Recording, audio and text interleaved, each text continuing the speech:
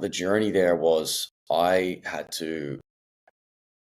it was crazy, right? So I was in the Navy and I was training on the ship, running around flight decks for 20 kilometers around flight decks. The way I could measure that was like 3 hours, and I just run the whole time with like 50 kilograms. I didn't really know how to put the pack together. They gave me the boots were the wrong size. So every time I ran, I would tear off the skin off my feet and my heels, like huge chunks off the back.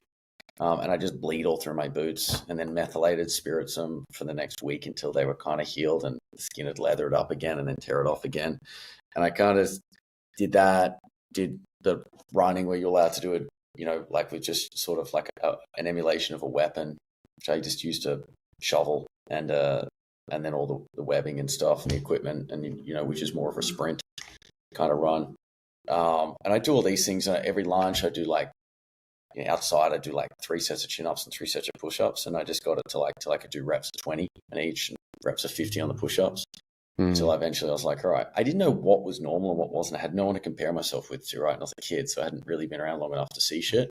No one else was, doing a great deal of athleticism on the ship, right? So I don't know, I just kept going until I could do like 30 chin-ups, 30 something chin-ups, and then and 120 something push-ups in a row. And I was like, all right, that's okay. And then the run, I was like, I just ran as fucking hard and fast as I could.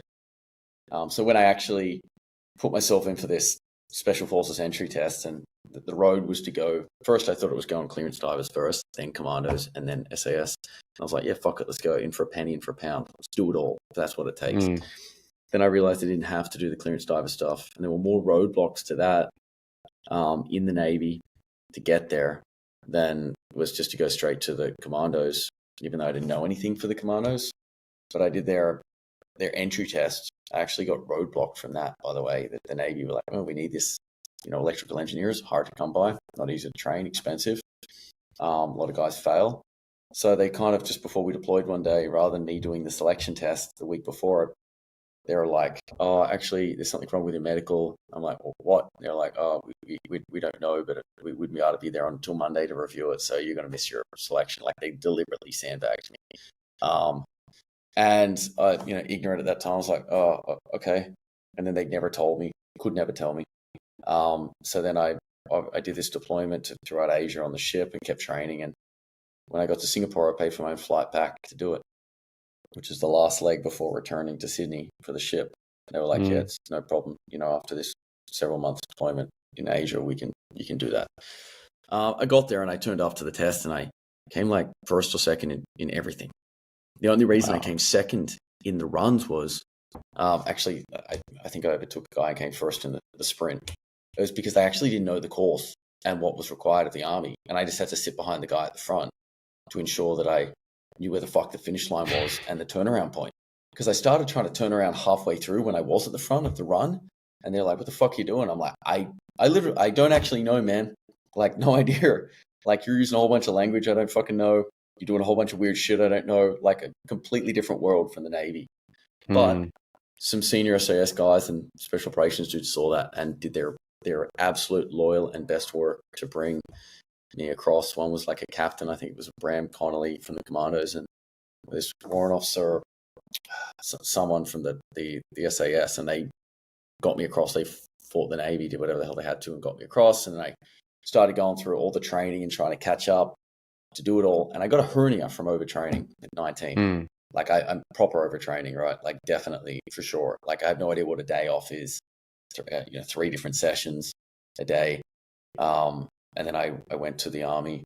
Sorry, I instead of, at the end, I did the whole School of Infantry, which in Australia is fucking arduous. Like, it is no half cock. We have to compensate for skill because we don't have the numbers to fight wars, so our soldiers need to be really fucking competent and to be able to do pretty much everything. So I did that with a hernia the size of a golf ball.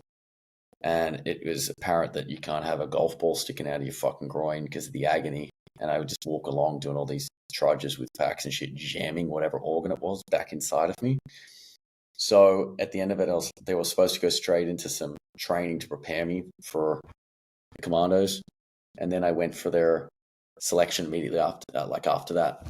But I'm like, all right, I finished the infantry stuff. I'm like, I've got a golf ball here. It's pretty fucking bad, and it's agony, and keep cutting off blood circulation down there, and I'm afraid I was going to lose my dick and a few things. And it was pure agony, so it was not right. And they took me off for surgery. Not only did I miss the training, the army training was supposed to prepare me for that commando selection and course, but I actually I missed all of that, and then I even turned up on the commando selection still with no recovery, like exhausted, still super tired. And I tried to get them to roll me onto the next one, but they didn't want the admin pain, so be it. And I got on there and I did their 30-something day selection. And I got right near the end, and guys were like, "Why the fuck is this dude so tired?" Like clearly exhausted. I had to stand up in every lesson because I stopped myself from falling asleep, which was a great lesson and a great major failure for me, because they ended up bringing me in and going, "You're just too inexperienced to be here," like 2 days before the end. I'm like, fair.